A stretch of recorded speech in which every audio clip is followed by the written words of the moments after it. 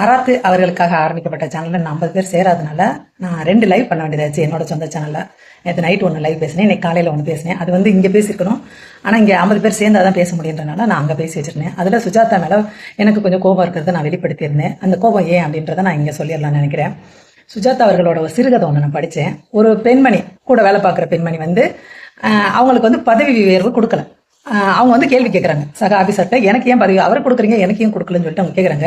அப்போ அந்த பெண்மணி அவர் சுஜாதா வர்ணிக்கிறாரு, காக்கா கால் மாதிரி மூஞ்சி அப்படின்றாரு. நான் காக்கா கால் மாதிரி மூஞ்சினா என்னன்ட்டு அப்புறம் காக்கா கால் எடுத்து பார்க்குறேன். இந்த ஒரு வயதாயிருச்சுன்னா கொஞ்சம் இந்த இடம் வந்து புஷ்ஷுன்னு ஆகிடும், அதுதான் அவர் காக்கா கால் அப்படின்னு சொல்லியிருக்காரு. இயல்புல சுஜாதா எப்படிப்பட்ட முக லட்சணம் உடையவர்னு சொல்லிட்டு எல்லாருக்கும் தெரியும். அவர் திறமை மேலே தான் நம்ம மரியாதை வச்சிருக்கோம். நல்ல வேலை அந்த மனுஷனை கடவுள் உயரமா படைச்சாரு, சராசரி உயரத்துல இருந்து அவர் என்னெல்லாம் பண்ணியிருப்பாரு அப்படின்ற மாதிரி தோன்றது. இவங்கெல்லாம் வந்து பர்சனலா இவங்களுக்குரிய ஒரு வட்டத்துக்குள்ள இவங்க என்னெல்லாம் பேசிப்பாங்களோ அப்படின்லாம் இப்பதான் எனக்கு தெரியுது. அவங்க வெளியில ஒரு டீசன்சியை மெயின்டைன் பண்றாங்க. வாசகர்களோட பேசக்கூடாதுன்ற அந்த ஒரு ரூல்ஸ் எல்லாம் அவர் நினைச்சிட்டு இருந்தவர். யாருன்னா வாசகன்னு சொல்லி நின்றுட்டாலே கூச்சப்படுற மாதிரி ஒரு ஆக்ஷன் கொடுக்குற மனிதர் அவரு.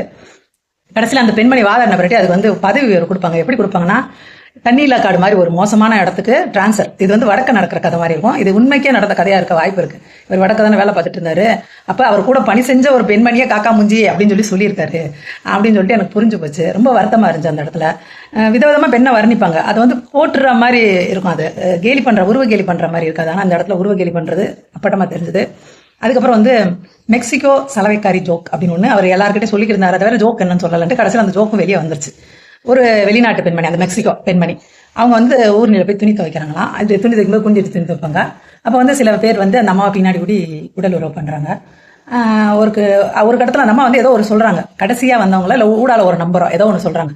அவங்க மட்டும் வாங்க அப்படின்னு சொல்லி சொல்கிறாங்க அவங்க பண்ணது நல்லா இருந்துச்சு அப்படின்ட்டு.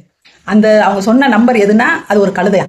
அப்போ என்ன சொல்ல வராங்கன்னா, பெண்கள் வந்து அதீத காமம் உள்ளவங்க, அவங்களுக்கு கழுதை தான் சரியாக வரும் அப்படின்ற மாதிரி இவங்க கிட்ட இருக்கிற குறைகளை வந்து திசை திருப்பி விடுறது மாதிரி ஒரு சூழல். 2வது பெண் என்ன நினைக்கிறாங்க, காமத்தை சார்ந்த பெண் என்ன யோசிக்கிறாங்க கூட தெரியாம இவங்கள. அப்புறம் 2வது பெண் வந்து நோ சொன்னா அது எஸ் தான் அர்த்தம் அப்படின்னு ஒரு எவன் பரப்பி விட்டு வந்துடல. அது ஒரு பொய்யை சுத்திக்கிட்டே இருக்குது. அப்புறம் எஸ்னா அதுக்கு என்ன வார்த்தாரா சொல்றது அப்படின்னு பெண்களை பத்தின தவறான சிந்தனைகளை நான் இவங்களாம் மனப்பாடம் பண்ணி வச்சுக்கிறது.